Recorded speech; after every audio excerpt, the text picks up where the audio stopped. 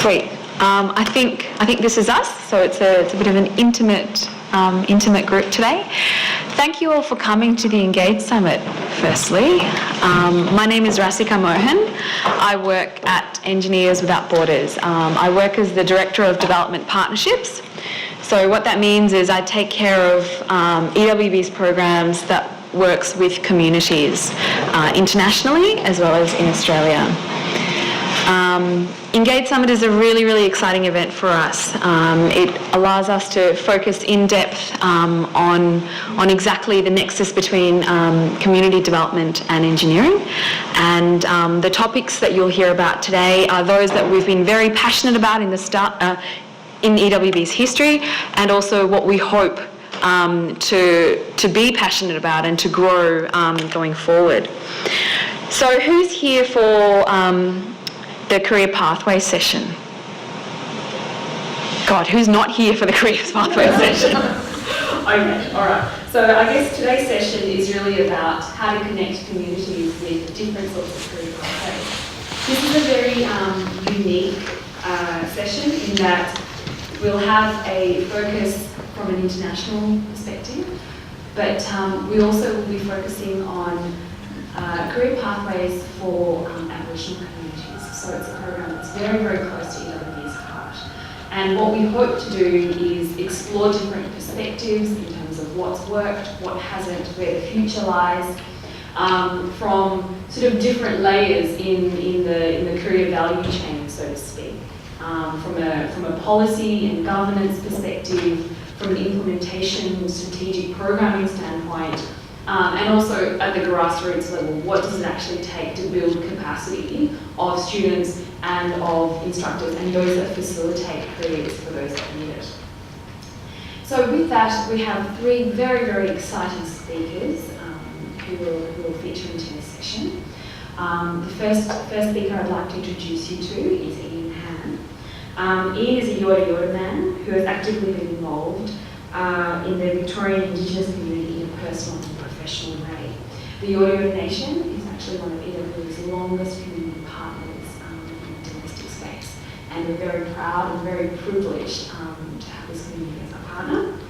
And Ian has a great deal of exposure to policy development and program management through his work with the federal government, and this was as part of the Office of Aboriginal and Torres Strait Islander Health.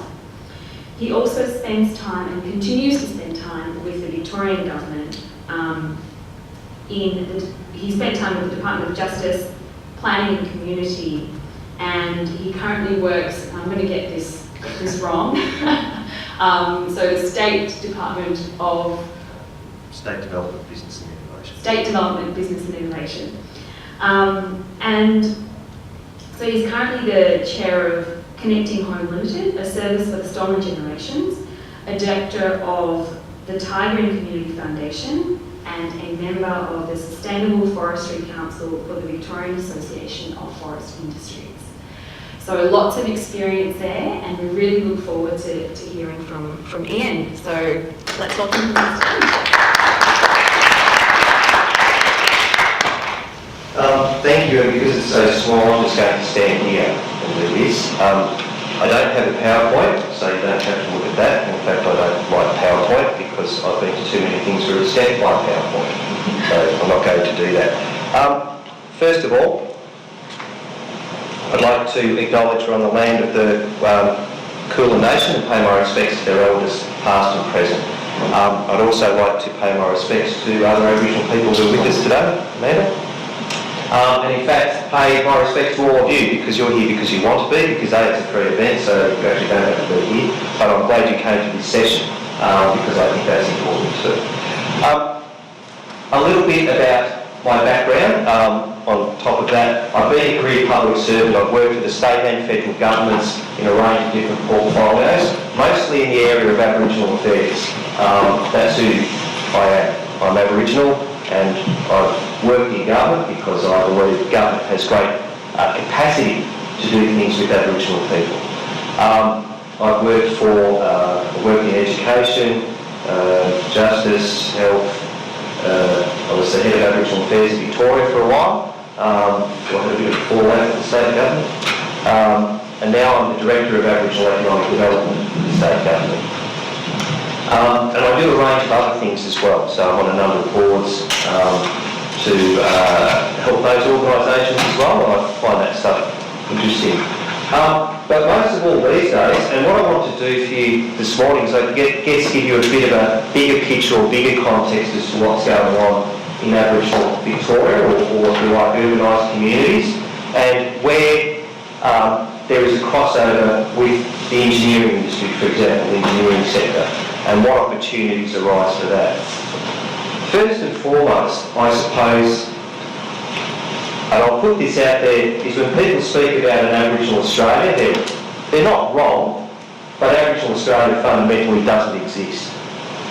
There is no such thing as Aboriginal Australia. What you have is a whole range of Aboriginal communities who have similar experiences, but because of the diversity of Australia and the diversity of those Aboriginal communities, there's no one size fits all.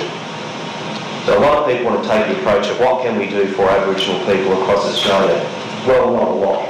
Well, not a lot that's exactly the same, that will work in Broome and work in St Kilda, that will work in Redfern and work in Port Hedland, or Alice Springs, or the Tanami Desert, or in my case the Murray River, the Uluru area.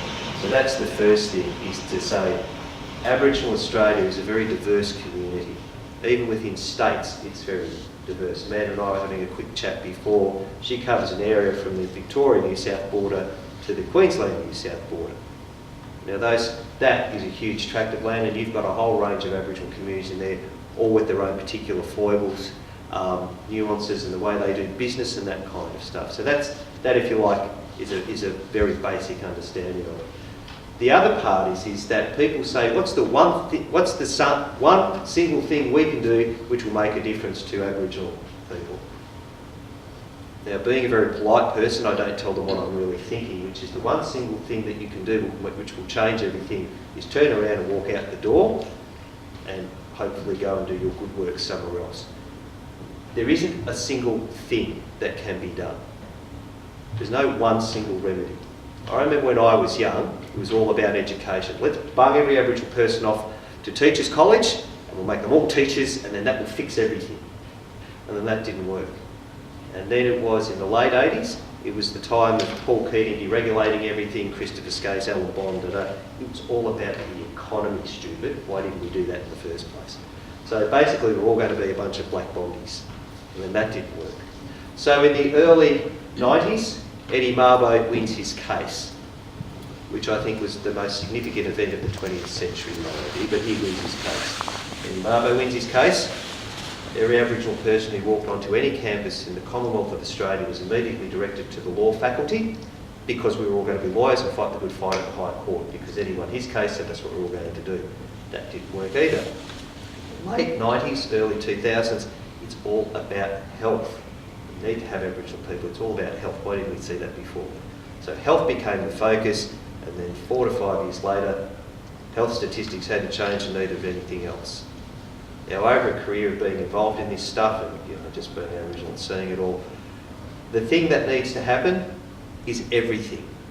It has to be about economic participation, and education, and health, and justice, and anything else you care to name. And it has to be over a long period of time, and it has to be done properly. So if there's one single thing, it's everything all at once, properly, for a long period of time. That's the one thing. So in light of that, what we did in Victoria was came up with this thing called the Victorian Aboriginal Affairs Framework. It's in its 3rd iteration now. And essentially it was built on the premise that if we have this community that's got so many disadvantages or poor indicators, the blunt fact is it's not going to be fixed in a single parliamentary term. It's not going to be fixed in the life of a single government. It's actually going to take a generation, at least, to have equity between Aboriginal people and non-Aboriginal people. If we're lucky, we'll do it in a generation. And it's got to be all of those things and more, all the time, over that entire time. So we came up with this framework, which looks at the prenatal. It's about Aboriginal people from birth to death, and everything in between. And it's about the entire Aboriginal population, not just those at the severe disadvantage end, but the entire Aboriginal population, and things that are important to them, not just important to us as government, those things that we measure. We collect statistics on life expectancy, collect statistics on imprisonment rates. What we don't collect statistics on is how do people feel. What we don't collect statistics on is what do people want to do. How do they feel connected to their communities that they live in. We don't collect statistics on that because it's not easy. So a lot of policy from government is built around what we can measure. It's lazy, it's easy, it's comfortable. So one of the things we did with this Aboriginal Affairs framework was said, let's look at the bigger things. Let's go for this really revolutionary thing. And I remember I got in a bit of trouble for putting this out there at the time. But let's seriously do something that's a radical idea which will turn things on its head.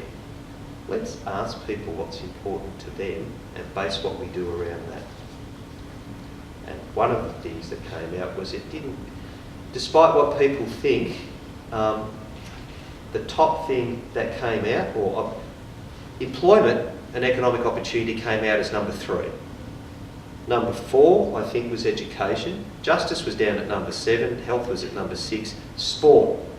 One thing that gets my goat really annoys me is sport. People say sport is the way to talk to Aboriginal people, we're all sports people, da da da. Now, I had a wonderful career as an AFL footballer ruined by wrecked knees by the time I was 20. So I was cruelly robbed of 3 Brownlow medals and captain Richmond 4 premierships. Cruelly robbed. But that's another story. Fundamentally though, sport for Aboriginal people is like it is for everybody else. A bit of a distraction, you know, from your working life or whatever else kind of stuff goes on. You participate in sport for a bit of exercise. 2% of Aboriginal people said that sport was the most important thing to them. 2% across the entire Aboriginal population of Victoria. So that kind of shot down that furphy that sport is the way to talk to black fellas. What was the most important thing was culture. Who are we as a people as we move forward in the 21st century, particularly in an urbanised environment like Victoria? And what is our connection to the wider communities we live in? So we based a lot of our policy stuff around that. Now, economic stuff came into that as well. So we did this Victorian Aboriginal Affairs framework. We did a number of strategies that fell out from that. So we had a maternal child health strategy, or early years. We had an education, redeveloping the education strategy. We've done a native title reform. That was a big one we did here. The Native Title Act doesn't work in Southeast Australia. It's primarily built around the Northern Territory. Just didn't work here. So we literally picked it up one day, just tossed it off the table and said, if we're making this up, given that people can access the courts and it doesn't work here, if we're doing this our own way, how would we do it? And we came up with something else here like that. And we've built programs around supporting cultural enhancement, supporting the community, what it wants to do. Now, in terms of economic opportunity, how does that play into this? A lot of previous stuff has been built around single themes. So we have an Aboriginal employment program or Aboriginal employment policy. Or we focus on Aboriginal people in a particular sector, so tourism.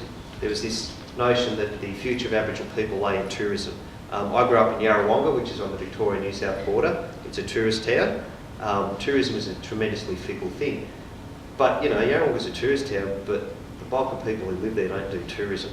Why should we be tourism people? Because, you know, people think we should be. Or the notion that land is our future. I'm spiritually connected to my land. I grew up in it, in the area, Yarrawonga. But, you know, why is it with the rest of the economy there is less involvement of people in agriculture and other land stuff, and it's completely different for us because we're blackfellas, we're all supposed to go and live off the land or something where it's going to generate great economic wealth. That's not the case. So what we did was, instead of taking this single approach, was look at an economic strategy.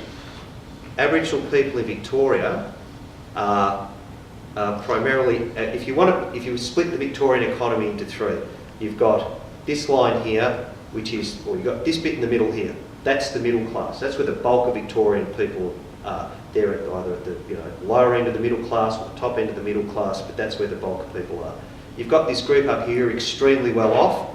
They're the, you know, the Turaks of the world, and those kind of suburbs. They're doing okay, you know. And then you've got that bit down the bottom of those Victorians who are on Struggle Street. Now, the bulk of the Aboriginal population is not at the bottom of Struggle Street. That's actually a bit of a misnomer that all Aboriginal people are extremely disadvantaged. We have a disproportionate amount of people who are disadvantaged, but the bulk of us are actually in that aspiring middle class, is what I would call it. If that's the line of middle classness down there, the bulk of Aboriginal people are in that area of being both sides of that line. If you want to term it on its own, I'd call it aspiring middle class. But that doesn't mean that everything's going well for them. That means that instead of having the 5 or 6 indicators of disadvantage all happening at once, they've got 3, 4 maybe kind of indicators of disadvantage. Might be poor education, access to good housing, and or something else, those kind of things. So if that's our context, what we looked at was, and particularly also with the population profile, is that the Aboriginal community of Victoria is made up primarily of young people. 56% of the Aboriginal population of Victoria is under the age of 25, 50% is under the age of 20. So it's Gen Y, I think it's called. So you've got this huge bubble of young people who are from this primarily aspiring middle class, who view themselves as not being in the world that I grew up in. The one I grew up in was, you know, headbands, land rights, marches, that kind of stuff. Well, we did a lot of work around that, you know, my generations, the ones before, so that our children didn't have to actually wear their Aboriginality as a public political statement, overt public political statement every day of their lives. They've grown up in a different world. They have different aspirations. And when it comes to economic opportunity, they want the same opportunities as everyone else and don't want to be pigeonholed into stuff. So we came up with this thing called the Victorian Aboriginal Economic Strategy, which essentially says the role of government is not to just run an employment strategy or employment program or put people in this box. It's to create where possible, and as much as we can influence directly and indirectly, providing the opportunities, creating the opportunities for younger Aboriginal people in particular to participate in the economy on the terms that they want to, where they want to, and get out of it what they want to. That's what we're doing. Now, how does that relate to engineering?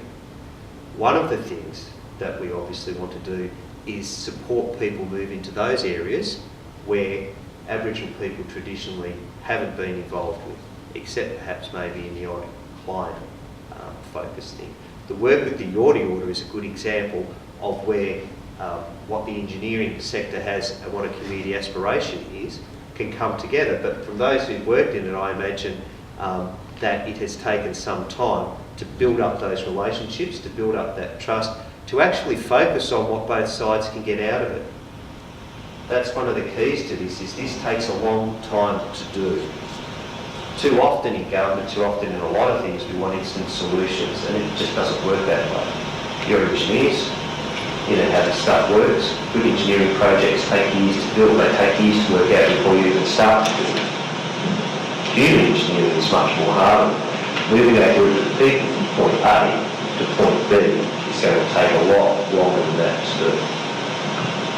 So that's why we've built this stuff around. You can't just do a single thing and expect it to make a difference overnight.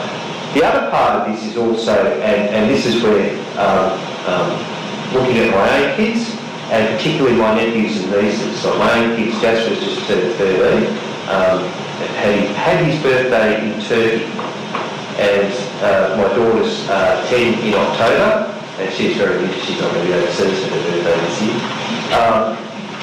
But Jasper had his birthday in London 2 years ago, and Isabel had her 6th birthday in Paris a few years before. My point in saying that is these younger Aboriginal people have a desire or view the world differently and have a desire to be part of the broader world around them. One of the things we want to do is is in giving people exposure to, or getting organisations like Engineers Without Borders involved with Aboriginal communities, is letting young people choose what they want to do, supporting them to do that. They want to do things. My niece, Narita, she's a lawyer, and I remember when she said to me, she's turning 26 this year, and she was in Year 11 10 years ago, and she was found at my place with one night, and she said, well, something came up, and she told me she wanted to be a lawyer. And I said, oh, that's good, you want to be a lawyer? And she said, yeah, so I'm going to study law in Year 11 and 12 BCE, and then go here. And he said, oh, so you're going to work at the Aboriginal Legal Service. She looked at me like, you know, what do you mean I want to work at the legal service? She said something like, the pay is terrible, and they're all crooks. And their clients are also in trouble as well. And that's a bit harsh about the lawyers at the legal service, but there you go. But she was basically, she said, I actually want to do commercial law. Or if I do criminal law, I want to be a barrister in the Supreme Court. And yes, Uncle Lee and I will work at the Aboriginal Legal Service and that kind of stuff. But she wasn't going into it because she just wanted to focus on the desperate end of the Aboriginal community and stuff. But she has a deep commitment to her community. It's like my other niece, she works in Shepparton, and she's working at the Melbourne University campus up there as one of their senior program managers. I'm not sure exactly what it is, but that's what she does. But it's not just focused on the Aboriginal community. Younger Aboriginal people want to see, they don't define their identity by just working in particular areas. They see what they do for a living as what they do for a living, and it's about their expression of themselves as opposed to that in any way redefining who they are as an Aboriginal person just because they don't work in the community. It doesn't mean they're less Aboriginal than anybody who does. And that's just where our younger people are going. So for me, with working with organisations like Engineers Without Borders, is about in a career sense, it is about giving people that taste of what the rest of the world might look like. I mean, I don't know how many Aboriginal engineers there are in Australia, but I'm laying a bet, completely in the dark about this, there's probably less than 10. How many people know any Aboriginal people who are engineers? One. But that's good. So there are Aboriginal people who are moving into this. I want to see Aboriginal people be engineers and also finance people and lawyers who are practicing commercial law, people who are doing a whole range of stuff overseas. This isn't easy, and this is hard work. And things like internships, for example, which Phil will talk about before, which he's doing later, which he's going in Cambodia, that's a way of getting people involved. But that's why I think there is real opportunity for the work that's being done by EWB, and also in a community capacity sense, I have seen some of the work that's been done in supporting communities with what they want to do around actual infrastructure in the places that they want to do it. That's a good thing too, particularly when it's done in a partnership approach. And that's the key to this, is it takes a long time for partnership to develop. It takes a while for it to develop. Is that interesting? Sorry. I just noticed everybody was looking at that.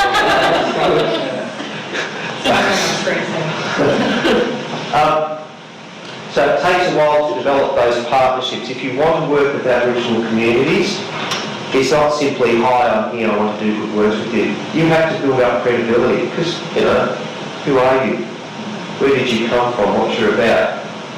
Is this about you wanting something from us? Or is it about, do we work together on something? What do we get out of it as the Aboriginal community? That's incredibly important. It takes a while to build that trust up. But I guess it's the same with you meeting anyone. Do you instantly just throw your wand with someone because they say, hi, I'm here to help you?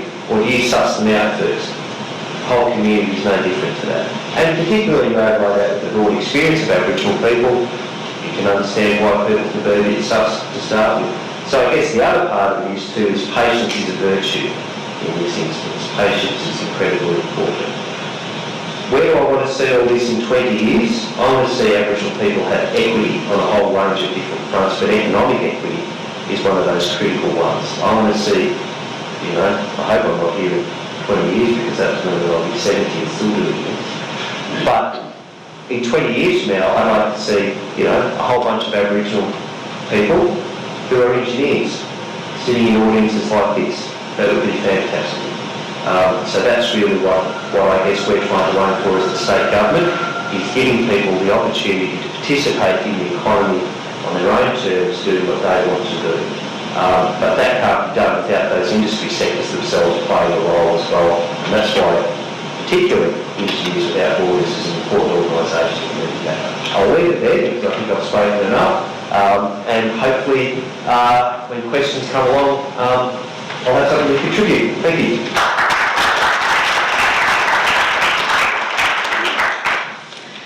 Who wants to go work for Ian? All right, thank you. That was very good. Right, our next speaker today is Amanda Morgan.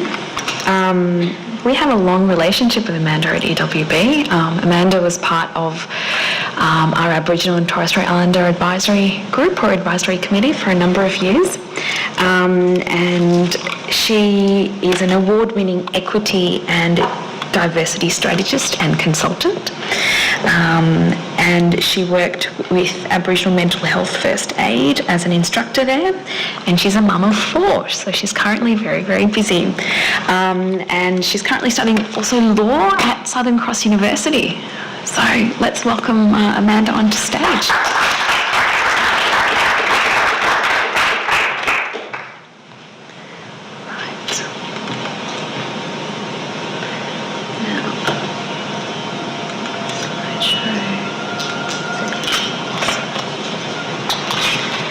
Well, hi everyone. I'll be very quick, I think, in terms of my presentation. It's been a while since I've been up in front of a crowd. Firstly, may I acknowledge the traditional custodians, both past and present, whose culture, customs and unwavering resilience have nurtured the land on which we meet since time immemorial. I should probably start by telling you a little bit about myself, aside from what Rashika said already. I have connections to the Barabinja mob in New South Wales through my granny and the Gunya mob in Queensland through my grandfather. I grew up in a small community in central western New South Wales with a population of around about 500 people. And I guess to put that into context, our family was the only Aboriginal family in that town. My mother and father made a conscious decision to raise us in a country town away from my father's family for various reasons. Like many young people, I found it very difficult to stay engaged in the school environment. And it was probably further compounded by the fact that my family were dealing with a great deal of intergenerational trauma, or rather not dealing with it. When I left school in year 11, I struggled for many years to find my place in the working world, trying my hand at seasonal work, retail operations, export and later business administration. In 2006, I began working with Indigenous people, and particularly in Indigenous employment, with a state-owned corporation in New South Wales by the name of Essential Energy. Whilst I was working at Essential Energy, I was tasked with developing their Indigenous employment and development strategy. And during my time there, my team and I were responsible for tripling the total number of Indigenous employees at Essential Energy and maintained a retention rate of around 96%. The majority of these Aboriginal people moved into technical roles or technical trades across industry. And in 2012, my work in developing the strategy was formally recognised by the New South Wales Premier for revitalising regional New South Wales by providing employment opportunity for Indigenous people in their local communities. As the saying goes, success does not consist in never making mistakes, but in never making the same one a second time. It's true to say that in terms of my work, I haven't always got it right, but the lessons I've learned have been invaluable to my own personal development and to that of the programs I've been involved with.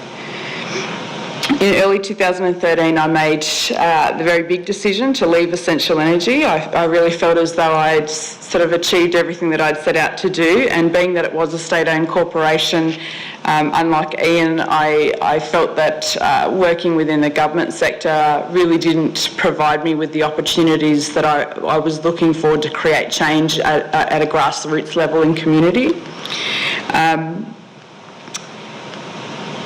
I guess I was also keen to explore opportunities that allowed me to work with young people and with communities again, and earlier this year was lucky enough to find an opportunity with Aboriginal Employment Strategy where I'm working now.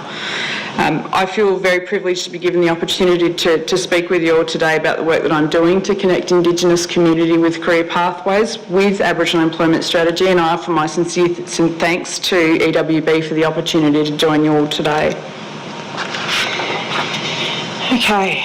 Aboriginal Employment Strategy seeks to bring about significant positive social change by supporting Indigenous Australians in establishing successful careers through career preparatory programs, which include school-based traineeships and apprenticeships, recruitment services, mentoring and post-placement support, and other community-based programs.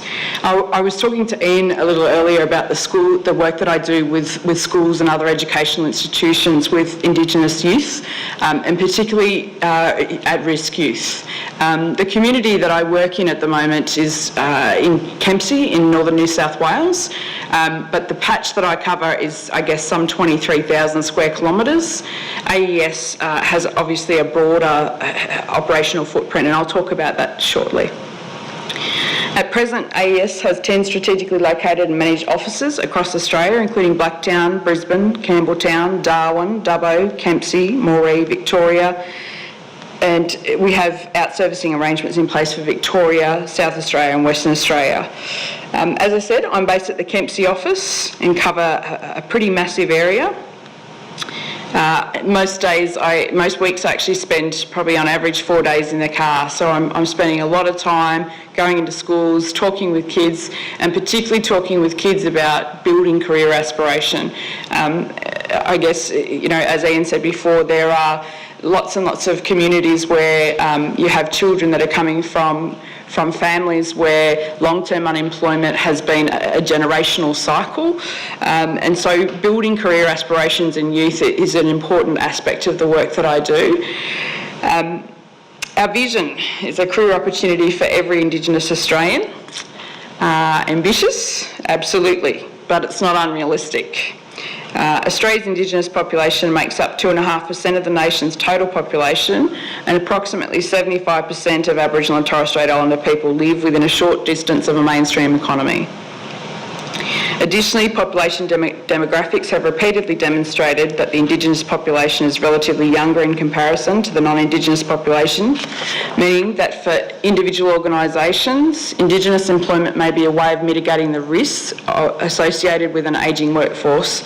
And thinking on a much broader scale, Australia's Indigenous population may significantly contribute to our economy's future workforce need, particularly in areas where there are skill shortages, and those skill shortages are identified early. Because as has been discussed, and I think it was Mark in the first session this morning that spoke about, for real long-term and sustainable change, it's about developing the people and not so much providing the infrastructure. Nationwide, the AES works closely with a number of corporate partners who are committed to establishing a generation of Indigenous professionals, changing the face of employment in Australia and improving living standards for thousands of Aboriginal and Torres Strait Islander people. Small business play a significant role in the Australian economy, accounting for almost half of employment in the private non-financial sector and over a third of production nationwide. At AES, we recognise the crucial role that small businesses play in our economy, and more crucially the labour market, particularly in rural and regional communities where access to employment opportunities with the big corporates are limited. We're thankful for the opportunities that small businesses across Australia are already providing for our Indigenous career seekers, and continue to build relationships with business across all industries.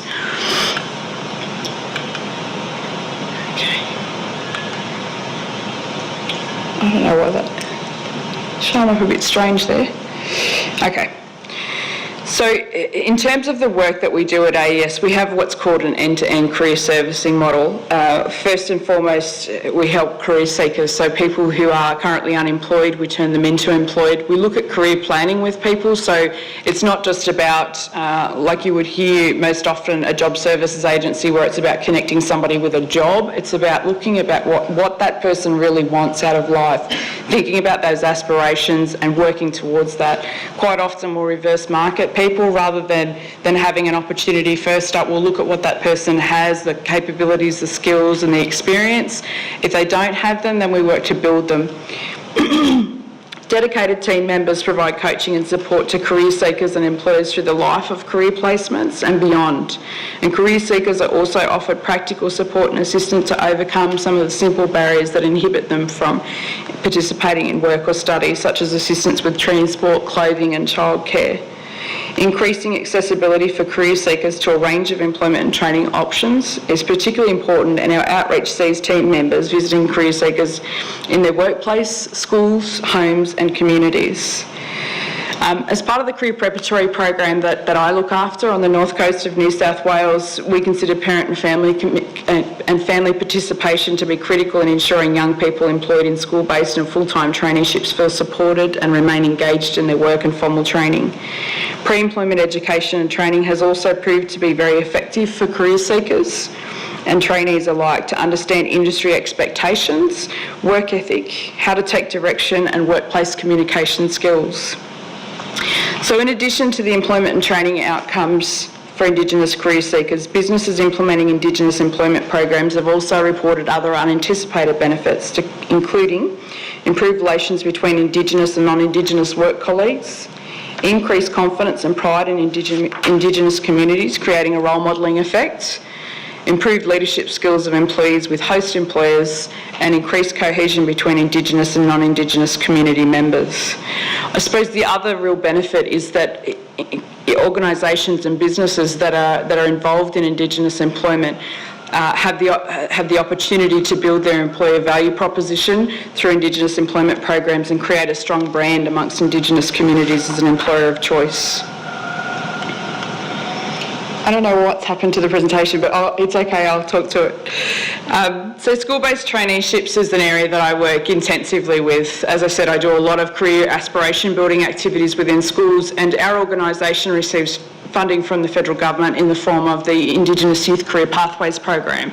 And what that means is that I spend on average 4 visits a year with at-risk schools. So we'll work with schools where attendance has been a problem or dropout rates are fairly high. We do 4 visits a year with the school, and we work with kids from year 7 to 10 on building aspiration. And then following on from that, if we have students who are engaged through school-based traineeships, we actually have 14 visits a year that we must do with those students. And it is very much about building those relationships and building a rapport. So school-based traineeships provide students with the opportunity to attain nationally recognised vocational education and training qualification, as well as their high school certificate, and gain valuable work skills and experience through paid employment. Traineeships are available across a range of industries, and I won't go through the list because it's absolutely massive, but it's important to note that engineering is one area that school-based traineeships are available in. It is also an area where we really have, I guess, a lack of participation on the part of business and organisation who work in that particular area to, I guess, grab hold of that opportunity and take on a school-based trainee. And I guess many organisations may be at first a little hesitant to put on a school-based trainee. Having someone come and work in your workplace 1 day a week seems more an inconvenience rather than an opportunity to grow and develop somebody, I guess. But there are many organisations who have gone on to benefit, with around 70% of our school-based trainees staying on with their host employer post-completion to either take up a full-time traineeship or cadetship or move into direct employment. It's evident that the opportunity to undertake a school-based traineeship for many of our students fosters a sense of real loyalty to the host employer, probably because the opportunity is a paid opportunity, but also because for many of our students, the opportunity to take up a school-based traineeship means that they go on to complete their HSC. Additionally, 25% of our trainees gain employment with a new employer or move on to further education within the vocational or higher education sectors post-completion. Hopefully you'll be able to see the next one. Beauty. Okay, so this is Lauren Davies. So during the last 17 years, the AES has been responsible for delivering 12,000 skilled Aboriginal and Torres Strait Islander career seekers into long-term employment. We continue to achieve over 75% retention rate for career seekers and students participating in traineeships at the same time as increasing Year 12 attainment, and we've completed over 1,000 apprentices and trainees. I'd like to share with you just a few of the success stories we've had over the years before I finish. Lauren Davies, who's pictured behind me, completed her school-based traineeship in 2012 after spending 2 years working in the financial industry. And a lot of the examples that I'm giving you today are going to be from the financial industry because we've had such fantastic support from business within the financial sector. Lauren said that Aboriginal Employment Strategy gave her the opportunity to learn the banking and finance industry whilst undertaking her HSC. Since then, she's used these skills to travel and commence international studies at Macquarie University, confidently and with independence. Benson Solo. Does anybody know about Benson Solo or heard his name? Benson was one of our school-based trainees also. He commenced a traineeship with ANZ and completed.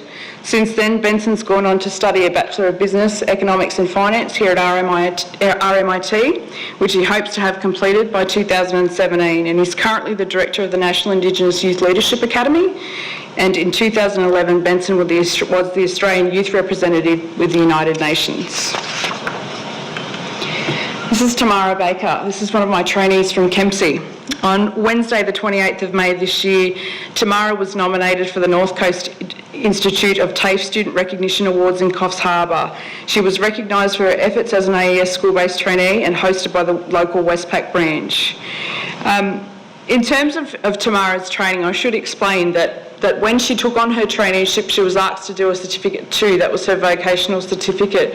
She actually went up and done a Cert 3, so she's completed not only the Cert 2 but the Cert 3, and she'll be completing her HSC this year. So it's a lot to juggle for anybody, but also the issues that surround a lot of our trainees within their communities, within their families. They're juggling an enormous amount. They're getting the experience that they need to adequately work in the workforce, to develop work ethic and all of those things. And I think we talked about that a little bit earlier, where, you know, a lot of the time now with universities and other sort of registered training organisations, people aren't necessarily given the skills and experience that they need to operate within the workplace. They're given a qualification, that's fantastic, but do they have the ability to sort of use that to work, I guess, successfully within the workplace? Tamara, spurred on by the success she's had in her school-based traineeship, has already indicated she has every intention to continue working in the finance industry and to move to the big city when she finishes her HSC at the end of this year. We look forward to supporting her through the next stages of her career. Now, the next trainee, and I don't know whether this is going to work, Sonoma Gilbert was a school-based trainee with the ANZ Bank, and she's gone on to have a very, very successful career in the financial industry, and I'm hoping that I can show you a short clip. No, it's not going to work. That's all right. It's okay. I keep talking, I'll see if I can get it up. Is it going? Yes, it is. So ANZ actually uses Sonoma now to promote school-based traineeships with the ANZ Bank. So I'll just show you a short clip. So Mudgee is a small country town. There's about 10,000 people. Sonoma came into the branch through Mudgee High School in the Indigenous school-based traineeship. There's so little for the kids in country towns, and this was just a huge opportunity. Liz played a massive part. She was the one who really pushed me towards trying to reach my potential. At the start of the traineeship, they do not know what they want. It gives them the hugest confidence, and it turns them into these beautiful young adults. I progressed into a branch manager's role at the age of 22. Being the youngest in the branch isn't easy. As long as my staff know that I'm there for them, then age becomes irrelevant. To go into the roles that she has gone into at such a young age, fantastic. We're just so proud of her.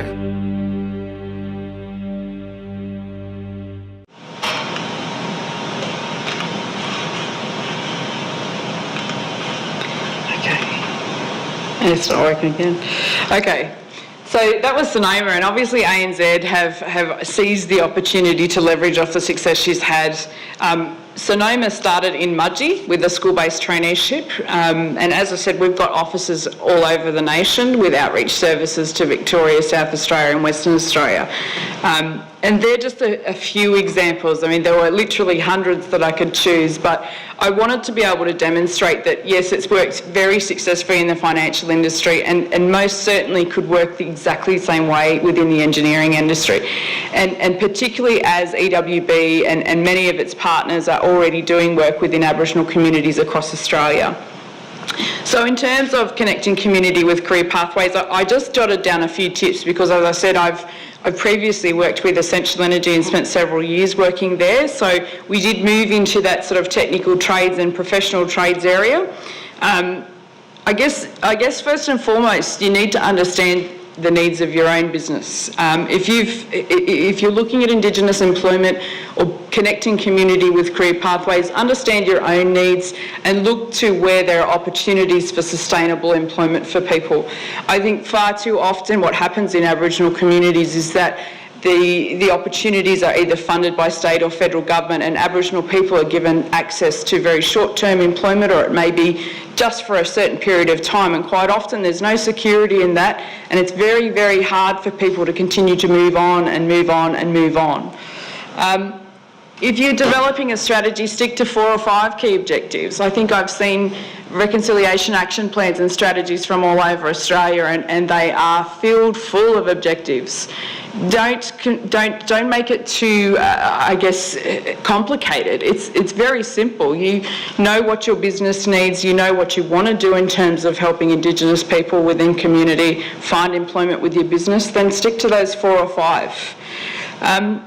Ascertain what you can do and what's out of your depth. I think a lot of organisations sort of embark on this, yep, we're going to go and do Indigenous employment and geez, we feel good about it. And it really sounds great on paper, but what can you really do? Have your budget forecast put together. What's it going to cost you to deliver all of these, wonderful things? And they are wonderful, and all the best intentions are put behind them. But I think if you're not realistic about what it's going to cost and what it's going to take to implement, it's not going to work. Additionally, the other point that I want to make there is Ian talked about it a little bit before as well, is if you're instituting a strategy or a plan that's aimed at increasing Indigenous employment, then it's really a good idea to make sure that you consult with the Aboriginal communities that your strategy or plan is going to impact upon, because it may be that your recruitment methods aren't going to work properly because people don't have access to the internet. It is the internet age, but there are lots and lots of communities that don't have access to internet. They can't apply for positions that way. So think about things practically. The other key point that I really want to reinforce here is, and again it goes back to some stats that Ian talked about. Remember that 50% of the Indigenous population is under 25. Pathways need to start with our young people.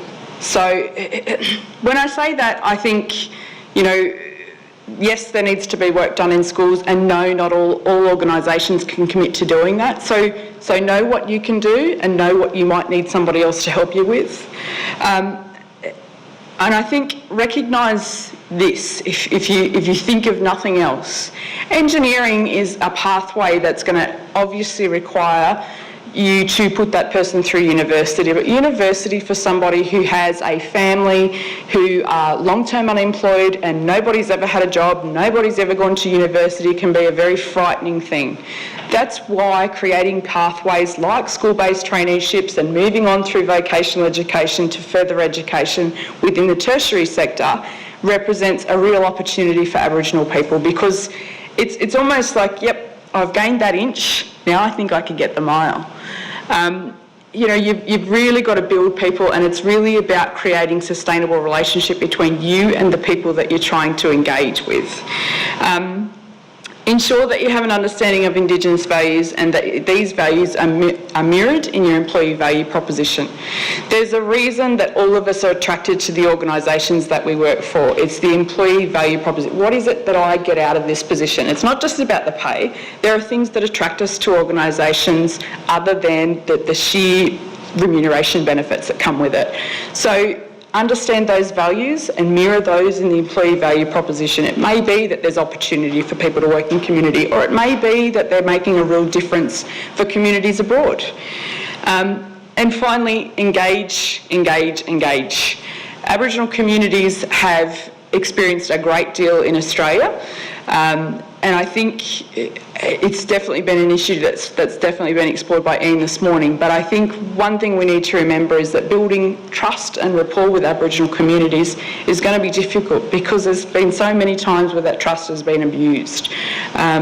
So that's it for me. I really do hope that any businesses here that are here today really do take on the advice that I've given and start to think about some innovative ways to bring our youth in particular into the engineering sector.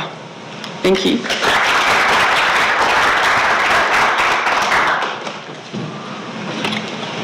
Thank you, Amanda. So much knowledge and experience and some really practical foundations for us to build upon. I'd now like to introduce Phil Hamer. Phil is actually one of our returned volunteers. He spent time with the Royal University of Phnom Penh in Cambodia, building up their renewable energy curriculum. He's currently completing his PhD as well. So I'd like to welcome Phil to the stage.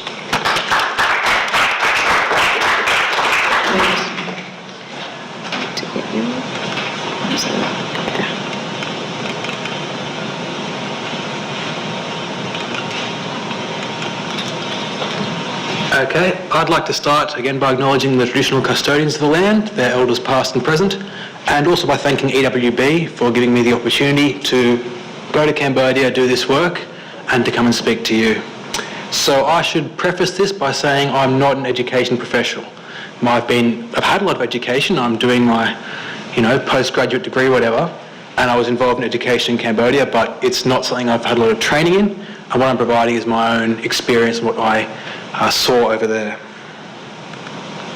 So the Royal University of Phnom Penh is where I was working. It's Cambodia's oldest university. It's also a government university which presents its own challenges. It's probably not as effective as many universities can be in bringing in new ideas to the country in a lot of areas due to it being a government institution and I guess a lot of free thinking being restrained to some extent.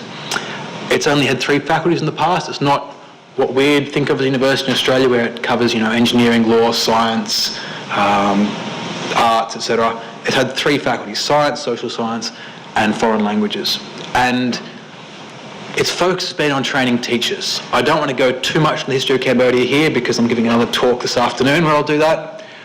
But the main thing you have to understand is that as of 1979, there was basically nothing in the country in terms of education. The Khmer Rouge declared Year Zero and basically annihilated all educational institutions and all educational professionals from their country. So as of 1979, they were building almost entirely from scratch the educational systems. The university didn't reopen until 1986, I don't think, in any capacity at all. So this university's main function for the last 20 years has been pumping out teachers, has been creating teachers who can then go into the high schools and the primary schools and teach people again because all the teachers were gone. So that's what it's been doing for a very long time. So what we're doing is we bring a renewable energy course to RUPP. So we're currently getting them to undertake 3 courses is the plan. They've undertaken 2, the first graduates, and the third one, which is presented by Mir Akbar, who is here as well, who is the current volunteer, just finishing, is developing the 3rd year course, or has developed the 3rd year course. I'd like to talk about the students. Now, I'm talking about tertiary education here, which really doesn't reach the really poorest of the poor. It doesn't reach the really low socioeconomic regions. At RUPP, they do have scholarships. If you do well in high school, you can get to university, but the very poorest don't have the resources to do well at high school. There are now programs coming in Cambodia and around the world to give the very poorest the opportunity to get to high school and to hopefully do well, which will hopefully bring them up. But at present, we're not really reaching the very poor. We're reaching this, again, the aspiring middle class, I guess, for Cambodia. So the people who are doing well, they're coming from the provinces, they're not urban to some extent, these scholarship students, but it's not the real poor students. However, they are very bright, they are very motivated and hard-working students. So I'd like to talk a little bit about why, because it feeds into career pathways. So why are we doing this over in Cambodia? And the way Engineers Without Borders has tended to work is we want partner organisations to approach us. So the Royal University of Phnom Penh approached Engineers Without Borders and we want to develop our renewable energy teaching course. And they did this because their career pathway was running out. So they used to have, as I mentioned, a very simple career pathway. You did your high school, you did well, you went to university, you studied science, you then did a year of teacher training with the National Training Institute, and then you went and became a high school teacher, often back in your home province. So you became a high school science teacher. They had this very clear career pathway that all their graduates followed. They're now reaching the point where they can't employ all their graduates as high school teachers. There's not as many positions as there used to be. So now we don't have all of the graduates becoming high school teachers, with a couple maybe going to further education. So now they're looking for additional careers, additional uses for these students who are coming out with a physics degree into their society. So they decided that one area was to train them into renewable energy, which is a big expanding sector in Cambodia. So we're trying to create a new career pathway for these students at a tertiary education institution. So what we're trying to do is create this new way to use these students. So there's a fair few challenges. They've come from a very rote learning environment, so when there's a very clear career pathway, it's very easy, do what you're told and you'll end up here. So we're trying to develop a bit more beyond that. They've got to go into new industries, new environments, so there has been a shift in the university as a whole, and certainly in the program we're introducing, away from rote learning into a more interactive environment, more experimental work, and more a scientific inquiry method. The other problem we had initially was that it's great for the university to decide it wants to do this. It wants to produce graduates who can work in renewable engineering. It's not much use if nobody knows these graduates are out there, if there's not a connection between industry and the tertiary education institution. And that's one of the things I think is very key, and I guess one of the most useful things to the career pathway is forming that connection between the tertiary education institution and the people who we hope will employ the graduates. Because it not just means that they're aware of that there are graduates, it means that they can have some input into the course and they can tell the tertiary education institution what they want in the graduates. How can we make these people who are churned out of the university best able to work in that environment and best able to contribute to the renewable energy sector? There's a couple of things going for us though. One is that the students are very bright, they're very hard working in general. And the other is that the renewable energy industry in Cambodia is expanding very rapidly. Based on conversations I've had with them, they're all overworked and they're all looking for new employees. They want young, motivated, intelligent, educated employees to come and help them, but they don't know where to find them at the moment. So I'm going to talk about the first dates we have with the industry, the first steps along the road to a partnership with these universities. And very early on, they're very receptive, they were great to go and talk to, but it didn't go anywhere. There was nowhere for it to go. They say, oh great, that's great you're doing it, that's great we want employees, but great, talk to me later, give me a call, you know, we'll meet up again, we'll have coffee sometime. It wasn't really leading to anything in the early time I was there. So we had a seminar in March 2013, which was great. We had a couple of breakthroughs. They came along, we had a talk, we had a lot of the industry talking together, which was a really good experience for us, and led to internships for 2 students. So 2 students were offered a chance to work with the Dutch project team on developing a new renewable energy system, which was a really nice opportunity. We were able to get a couple of students to go along and do that. And that was really, I guess, demonstrated to me the importance of these positions, because one of them is now a solar home installer in Stung Treng. So he's now gone into that career. Now, he didn't have much of a background in renewable energy, but he was young and he was educated and he was what they wanted. So he's now going and installing solar home systems out there. He does the sales and service and everything. The other one of those 2 internship students got a master's offer. So he's doing his master's degree over in Thailand now as well. So he's moving on to bigger and better things, and further education and further career opportunities for him. It also offered a demonstration system, which please don't ask me about because I'll explode. From there, we've gone to slowly increasing involvement. So we've had more involvement. Akbar has been involved in getting the companies more involved as we've gone along. We're hoping to get them in for guest lectures to present material to the students, so to have that direct interaction with the students more often, and a new internship program. Now, internships. I've talked about the first two. We tried then to get some more in 2013, but we've left into a couple of problems. One is that it's very hard to get a company in Cambodia to pay an intern. Now, this is mainly our fault and people like us, because there are lots of people who want to go and do good, who want to go and do great things, and they will travel to Cambodia and they will work for free as an intern to help people to work in renewable energy. And unfortunately, no company in Cambodia is going to pay a local Cambodian intern with very limited skills when a fully, the graduate from an overseas university comes in and is willing to work for free. Not going to happen. So that was one problem we came up with. We were able to give an opportunity for some of the students and say, look, we can get an opportunity for you to work some mornings for a few weeks just to get a taste. We can't really pay, we could cover some living expenses, that was about it. Unfortunately, this happened about the time of the election and a reasonable degree of civil unrest in the area, and the students on the day we were supposed to go and meet the company called me and said, oh, we've been told we're going back to our provinces, our parents have said to come home. So that kind of scuppered that. It was not a great experience. The third batch of interns this year has been organised by Akbar here, supported by Bridget McIntosh from Carbon Bridge, off her own back, also supported by the in-country coordinator, Inka Dunphy, and Srif Tarit has been involved as well, who's the our main contact point with the local partner organisation. He's a lecturer at the Royal University of Phnom Penh. So here's some of the interns. So they've gone out, they've gone with 3 companies there, they're doing their interns now.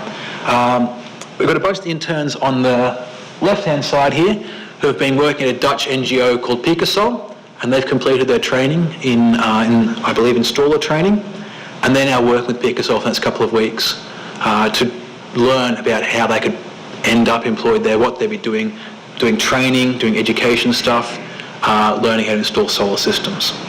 On the right is a picture of a far greater group of them, as well as a couple of the employers I can see on the right here. So this is a large group of the students, as well as Bridget and Akbar and Trit on the left, on the right for you. So these are the interns, they're going out, they're actually doing their internships right now. Akbar has had their reports they sent back on Monday. So we've heard the first reports in the first couple of weeks on what they're doing, which is very exciting. So I sent a few pictures back, which was great. I believe this is Chantra on the right here, up on a roof installing a solar panel. So he's been working with EcoSun and they're installing solar panels around the place, and they've also had some training in biomass. So they do biodigesters in particular and doing calculations for installation of them. I don't believe they've had any installations at the moment for them.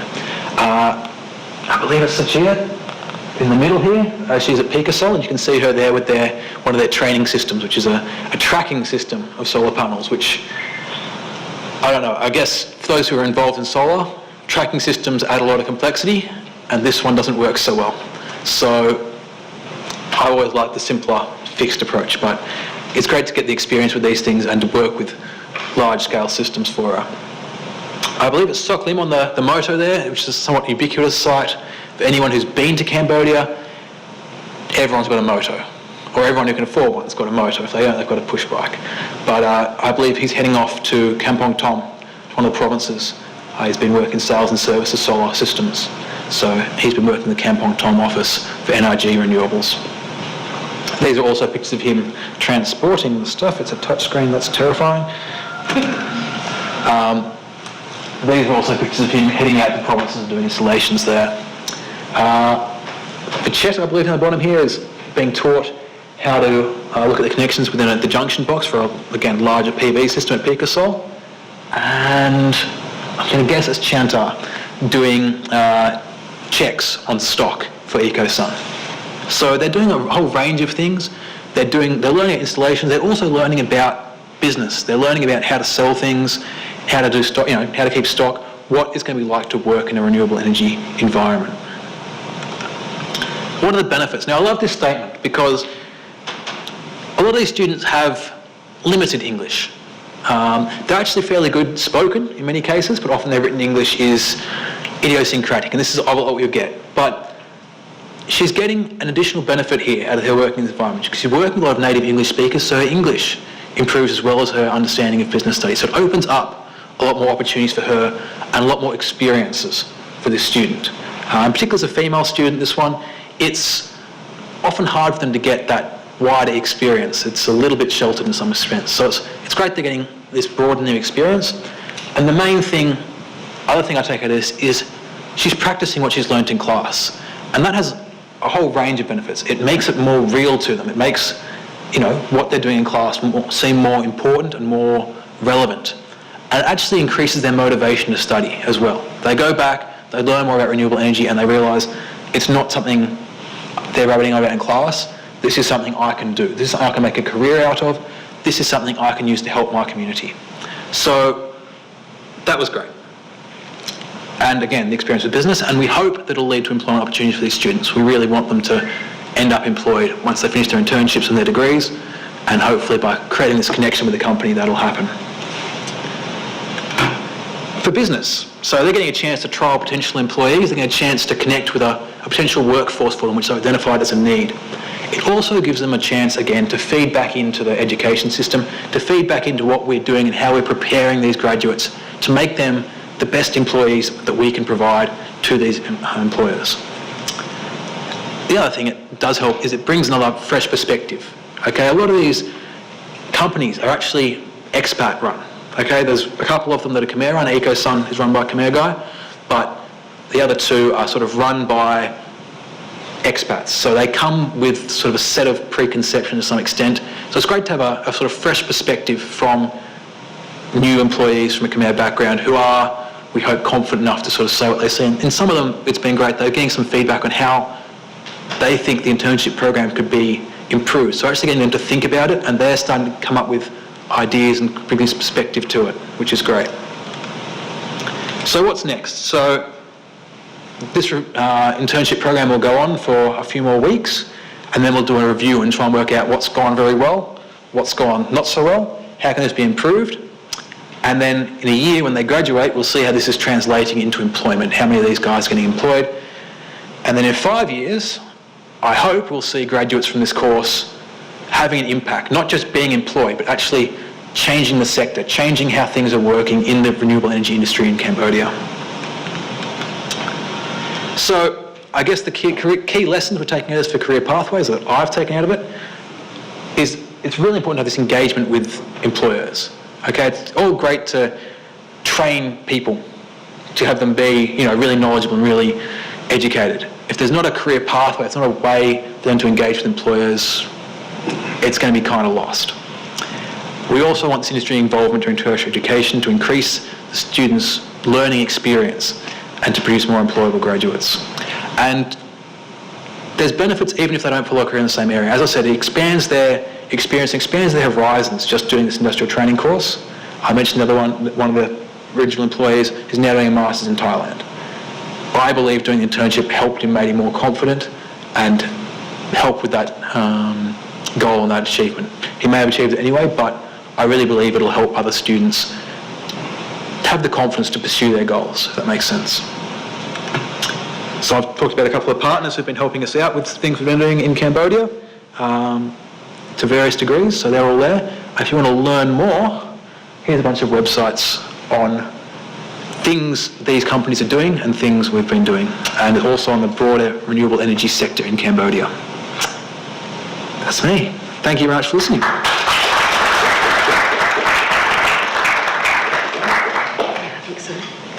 Great. Well, I'd like to invite our speakers up the front so we can have some questions.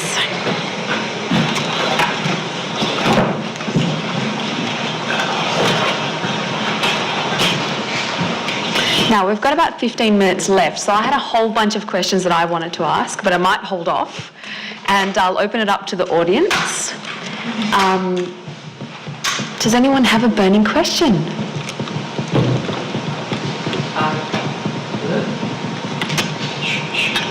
Does it work? Yes, Yes. it does. Hi, I'm Mariel. I'm a returned EWB volunteer.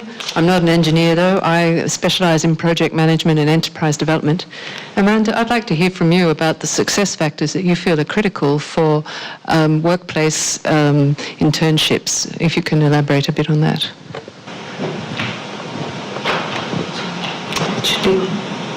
Yeah, in terms of, I guess, the success factors, I really think that having a mentor in place is absolutely essential for particularly for Aboriginal people moving into employment.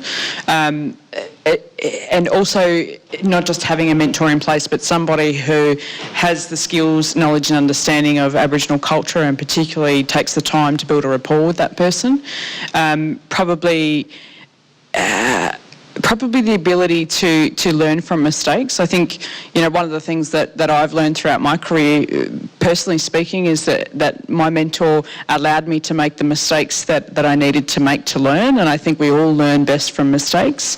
And probably the other thing is having a variance, being able to work with different people and learn from others whilst they're in an internship, not just being confined to, say, working with one or two people, but working with a variety of people across a team, because I think, the opportunity, and particularly for Aboriginal people, we often, tend to sit back, well, I know I do, tend to sit back and watch others and observe, listen, take things in and have a very considered approach to my work. So, in particular with internships, I think the opportunity to work with a variety of team members would be extremely beneficial. Phil, can I actually just draw on you there? So I think, you were instrumental in setting up the internship with ACBAR. Would you like to add any points from an international standpoint? I guess not at this stage. I mean, again, it's very early on in the career progress. One of the things we need to look at is what's making internships work well and not work well as we go on, and try and develop that as we go along. One of the benefits that I see is, again, from our conversations, most of these companies they're going to are quite small companies. It's 4 or 5 people, it's not a lot, but they are all fairly committed people. They're very good people, I believe, for them to learn off, which I hope will translate to them being good placements. But we'll need to work out in future whether it's better to have the dedicated one mentor for each of them, or whether in this sort of small work environment it's okay for them to sort of bounce around a bunch of them. So that's, I guess, one of the outcomes we'll have to look at later on. I don't know if ACBAR has any direct response from those in the field at the moment, but... Some of the supervisors have commented on the students' performance in the workplace, and they have generally been very positive. Students have access to my Facebook page and they post pictures, and I've seen the students sitting on the floor, laptop on one side and paper scattered all over the place and working with each other. And then I've seen the students who load the stuff on the back of their motorbike and carrying it to a village and then to the installation. So the industry that have received these students, they're very positive. I don't think that they have had many university-educated interns in the past, and having these people with university education coming in and working for them, they're very pleased. I should probably add to what Phil has mentioned before, that this year we placed 10 students. Out of the 10, there are four of them were female students, and that is an opportunity which female students would have not had. The difficulty was getting the students to agree to where I placed them, but then at the end we ended up swapping a few of them because the girls especially didn't want to go to the provinces. But we managed to allocate them in the right places. The students are very happy, and Pickleswell is probably also relevant. Pickleswell has a training for which we have to pay, and we organized for the 3 students to receive a training for becoming the solar system installer, and then they will get a certificate. With that certificate, when they graduate, any renewable energy company will recognize that certificate, and there have been employment opportunities for them. I can foresee in a 5-year time that Philip has has put on a slide that some of these people will go into business for themselves because they learn the business, they get experience by 5 years, and it will very well be the future employers of the graduates from other people. Yeah, great. Akbar, you were bringing through some gender perspectives when you were speaking.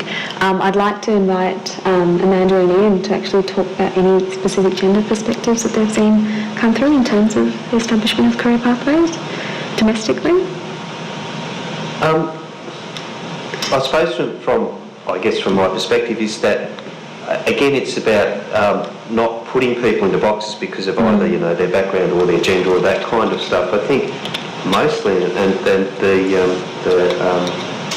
Sonoma, being a bank manager at the age of 22, that I think is a good example of somebody, not being limited by a whole bunch of things once they're given the opportunity. So I guess, and Amanda would have a much better understanding of practically how this works on the ground, but certainly the notion of gender issues isn't a great one, other than I think there is a bit of a move in our community, particularly from younger women, that we have an extraordinarily high birth rate amongst young women, and I think there is a move from younger women wanting to move away from that as they, want to participate more widely in what's going on in the Australian community.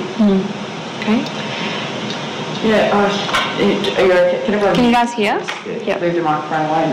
Look, from my perspective, when I worked at Essential Energy, women in non-traditional roles, it was a huge emphasis, and I think, for, I guess, trying to get some gender equality, a lot of it comes down to creating an organisation that has the capability of supporting women into areas where, traditionally speaking, they haven't been well represented.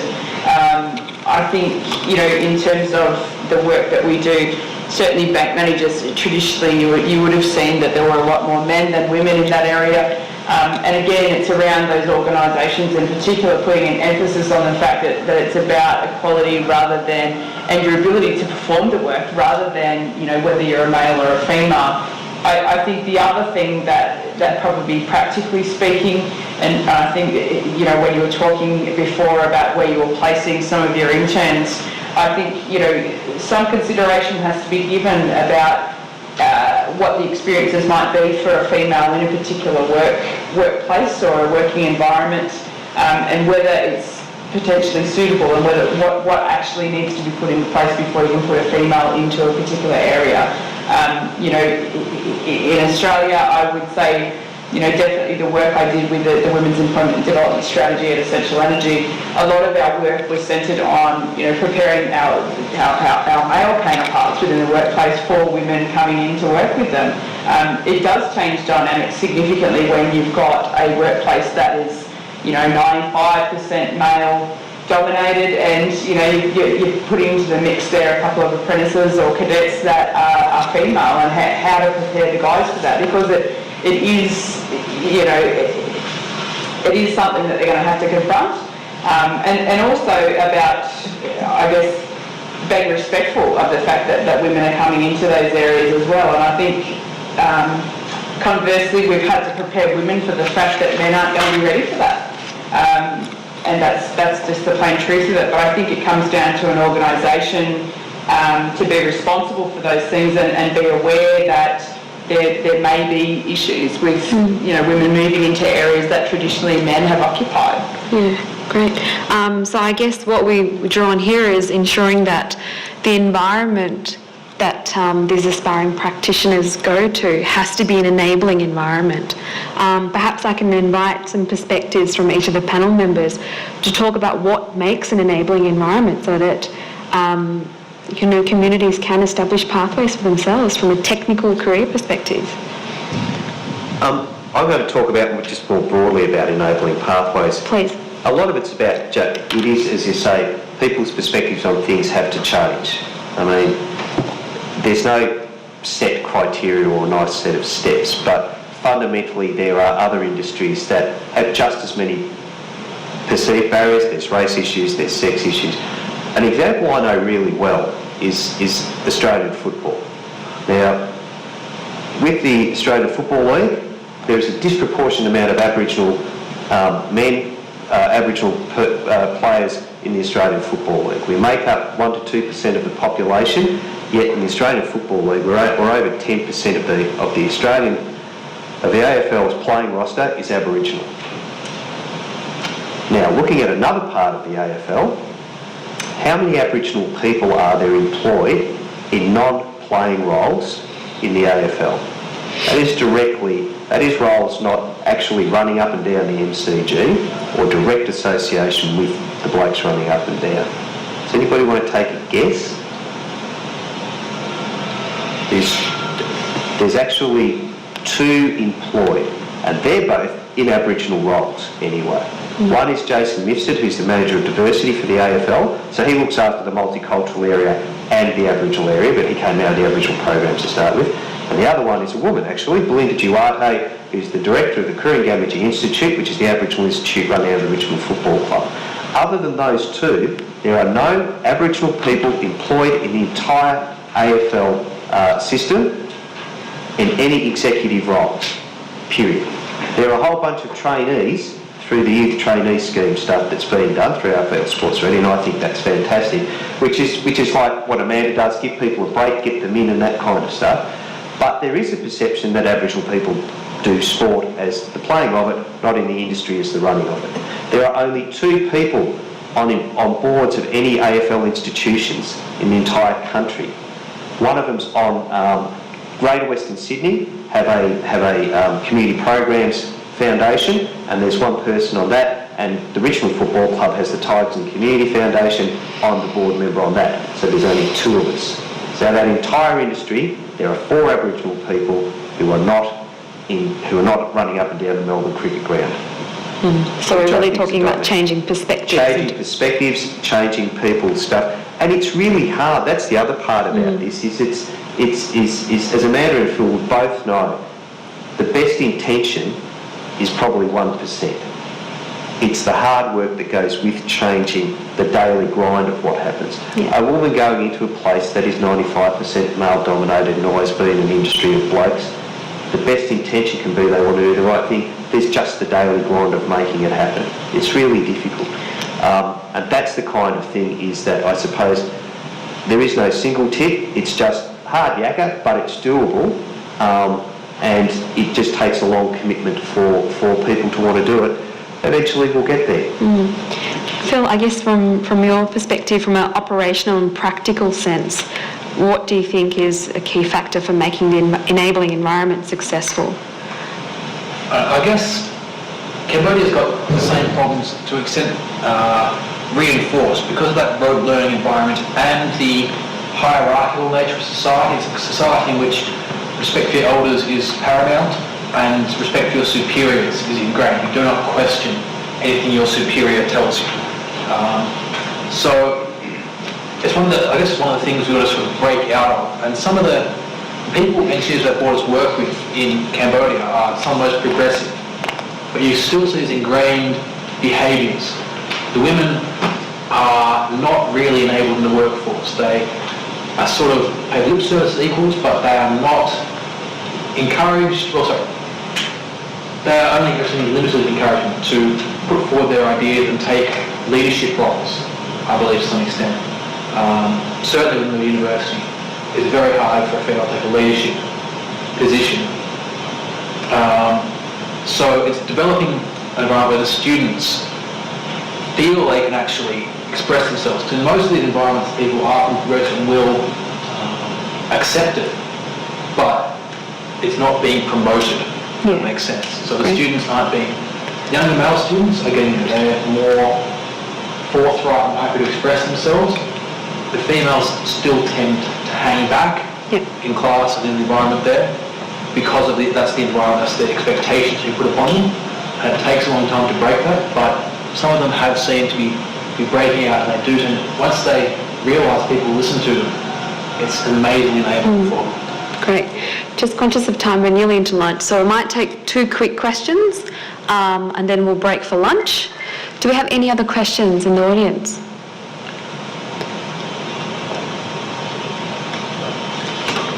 Hi. I just have one question. I'm currently a student, and my just casual observation is that I don't come across a lot of Aboriginal students at my university. And we're talking about career pathways and whatnot, and a lot of traditional careers have a pretty set pathway, which involves university engineering, one of them. And I'm just wondering, what is the reason that there aren't as many Aboriginal students being enrolled, and what are the sort of solutions that we used to deal with that in those sort of more strict professional pathways? There are a multitude of answers for that question. In terms of people progressing on to university, it can be things as simple as, access to universities. So, you're talking about RMIT, it's right here in Melbourne. How many Aboriginal people are living in Melbourne? How many are aspiring to university? And again, I mentioned before that, long-term unemployment in Aboriginal families is not an uncommon thing, and generational long-term unemployment is not an uncommon thing. Also, the work that I was talking about earlier around, zooming in and trying to work with Aboriginal students around building career aspiration.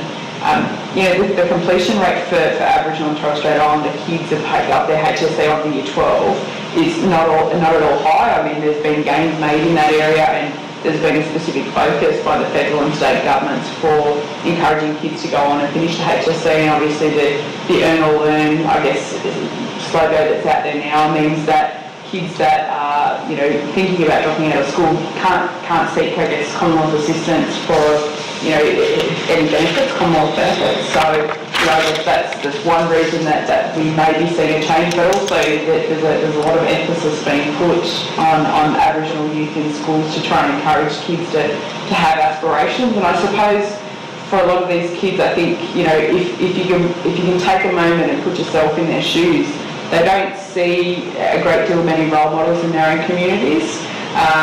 They're probably far and few between in some communities. In some communities there are fantastic role models available. There are a multitude of answers in terms of what can be done about it, what can be done. I think university, for me when I was at school was a scary thought. Oh my God, how could I commit myself to 4 years at a minimum at any university? And secondly, how could I take myself away from my community, country and kin to go to university? And I think, there are a range of complexities that are confronting there, and I think it's probably a matter of working with kids at that individual level whilst they're still at school, and I mean sort of working from Year 7 through to Year 10 before they start to choose electives and things around what their aspirations are, and encouraging children to, reach for the highest rather than reaching for where everybody else in their community reaches for. But actually picking up on that a lot of this as we looked at externally, what can university do? There is that thing in the Aboriginal community itself about saying to our younger people, our kids, it's okay to want more. In fact, we want you to want more. We don't want you to live the lives that we lived. That's a fundamental thing. So we have to, part of this is ensuring that our kids know that they can be what they want to be, and it's okay to do that. Another thing with just engineering itself is, a lack of familiarity, because where the Aboriginal experience has been in recent generations and has been around its interaction with the legal system, so you get a lot of Aboriginal kids going to law school with health, so a lot of Aboriginal people doing health, for example, that kind of stuff. Engineering per se is not something that's had a big relationship with the Aboriginal community, but that's changing, that's growing, that's what we want to see. So that's why, for example, in this faculty or in this course of study, you're probably not going to see a lot of Aboriginal kids, but if you went to the social sciences area or the arts faculties or that kind of stuff, you'd probably see more. It's as simple as that. But, over time, hopefully that'll change.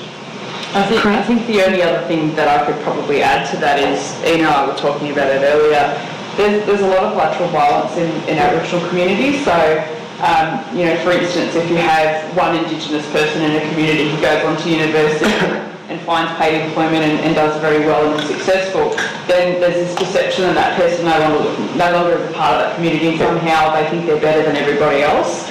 And I think, there's a lot of work being done by a lot of different organisations and community at a grassroots level to try and address that issue in particular, but I think more than anything it's about working with young kids right now and encouraging kids to really dream and aspire to things rather than, just accept that what is the status quo that is around them is inevitably going to be their future. Great. One more question. I've got two more. All right, we'll take both of them. Lizzie? This is so exciting. It's a great topic. So, wrap it up. Yeah. This question goes to Ian. At the beginning, you spoke a lot about using comprehensive approaches to address those problems. And I also want to hear about what's your opinion about the closing the gap strategy. Okay. I'll start with the closing the gap strategy first. Admirable though it is, closing the gap probably was only a halfway there kind of stuff.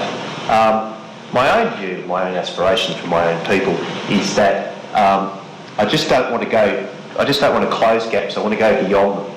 So, when people talk about halving the unemployment rate for Aboriginal people, well, beauty, that I think is an admirable thing, but I just don't want to halve that gap, I want to completely eliminate it. I think one of the problems with the closing the gap stuff is it isn't very expansive. It is actually aimed at a few, I think the obvious things, like we want to have life expectancy, yeah, I get that. People in employment, I get that. But they're very, what's the word I'm trying to look for? Bland's not the word, but they're very basic measures, if you like. But I don't think it essentially captures where Aboriginal Australia can be or should be in the context of where our nation is going. I think there's a whole bunch more, but it's a good start. But it did only aim at the close the gap stuff at a national level, at life expectancy, at employment. What was the other one? Education, I think it was. The comprehensive thing we're doing here in Victoria, now to get to the first part of your question, was to look at, and I'll claim this for Victoria, we actually started our stuff before the closing the gap stuff happened. The Commonwealth actually took what we were doing in Victoria and did closing the gap. I know that for a fact because the federal politicians spoke to us about how do we do this closing the gap stuff, what we're doing in Victoria, and translate it into a federal sense. So we've been doing this Indigenous Affairs Framework stuff since 2005, and we launched the first one in 2006. But we took the view that a comprehensive approach to it has to be about not just those things which are easily measurable, but those things which are not easily measurable. It has to be more about that, how long do people live? It's got to be about the quality of life people live. How do they feel? What do they want for their children? How do their children see the world as it goes forward? A big focus for us is around how do young people today, what do they want to see Aboriginal Victoria to be in the year 2035? What does Aboriginal Victoria look like in 2035? I don't know what it might look like, but I'll know damn sure what it doesn't look like. It doesn't look like Aboriginal Victoria was in 1985. It doesn't look like Aboriginal Victoria in 2015. It looks considerably different. It's a bit like the Recognise campaign. I mean, I think that's admirable. It's about time Aboriginal people were recognised in the Australian Constitution. The problem I have with it is that it's aiming pretty low. I mean, the model that's been put forward, for example, is one which is about putting forward the least offensive model so it'll get over the line. Now, I just don't think that's a very good thing. I'm not going to stand in the way of that truck should it come along. I'm not going to do that. But why don't we try and put the recognition of Aboriginal people in the preamble to the Constitution, and instead of jamming it between Section 51, which deals with the Commonwealth will have powers around criminals, bankrupts, Aboriginal people, I think state duties between, excise duties between the states, and Section 52, and I can't remember what that's about. but you're jamming it there, a special 51A. I want to see it in the preamble to the Constitution. That's where it should be.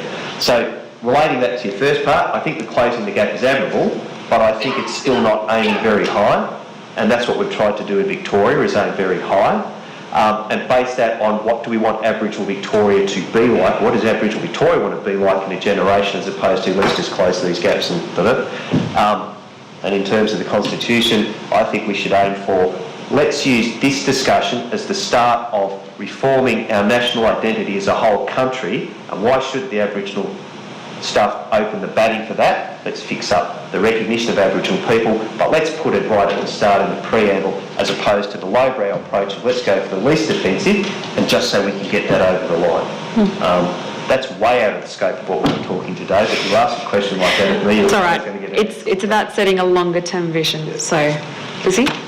Ian, you've actually answered my question, Oh, good. so I'm going to reframe it. What's your vision in perhaps a shorter time frame, so let's say 10 years for Aboriginal participation in the engineering workforce? Oh, look, in 10 years from now, I would like to see,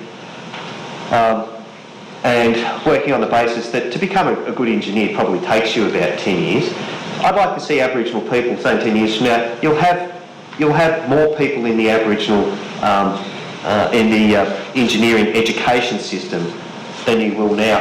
But it'll be on the rise as it will be with things where Aboriginal participation isn't great anyway. So things such as, I don't know, veterinary sciences, for example. I don't know how many Aboriginal vets there are in the world, probably not many, but I'd like to see more people doing that. I'd like to see more people in this.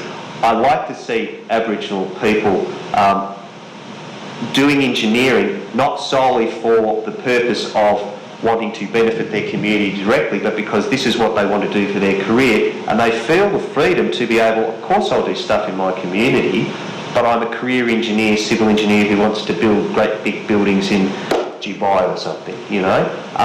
That's what I would want to see, I guess, that spread of people across a range of industries. So this lad's point about I don't see any Aboriginal people doing engineering, that it's actually, there are Aboriginal people doing engineering. How do we get more Aboriginal people doing engineering, or what are the different things in engineering that they're doing? That would probably be what I'd want to see in 10 years.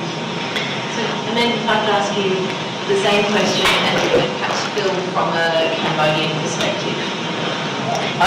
Can I ask us to wrap it up in 1 minute, because there's another session that's starting here, but please, it's an important question. Okay, so just briefly, I suppose in terms of the aspirations that I have for the engineering sector and in particular, I know that EWB and various organisations are already doing a lot. I know that the summer school in Wales is a fantastic program that engages young kids in schools, but I guess, you know, first and foremost, we have to start pulling through some role models from the engineering sector so that we can show them off to community, because I think, you know, the knowledge really isn't there. I think in the electrical engineering sector, we've got quite a few Aboriginal people that have moved through there. They've certainly started to act as role models, but I think we need to have, I guess, an established cohort of role models so that we can really educate community about the opportunities that are available in the engineering sector before we can make a real change. I wouldn't talk about this more in the education session, but one of the things I really want the graduates to do is to really drive sectoral change. So we've got students coming in. I'd really like them to go out and actually change things in the industry, in renewable energy in Cambodia, in the way itself, whether that's by starting their own companies, but also by becoming involved in the decision-making process. So Cambodia's got a big decision about its energy future, and there's not, I feel, enough really educated Cambodian people involved in that conversation who know what their alternatives are. There's a very strong push towards sort of additional expansion of a western style electricity grid, which I don't feel there's enough conversation about, and enough Cambodians participating in the conversation about. Fantastic. Well, I'd like to encourage each of you to catch up with Ian, Amanda and Phil post this session if you've got any further questions. My apologies for rushing through this. Phil will be presenting in the afternoon session as well, but please join in me in thanking these three for speaking to us. Right, so please go and grab some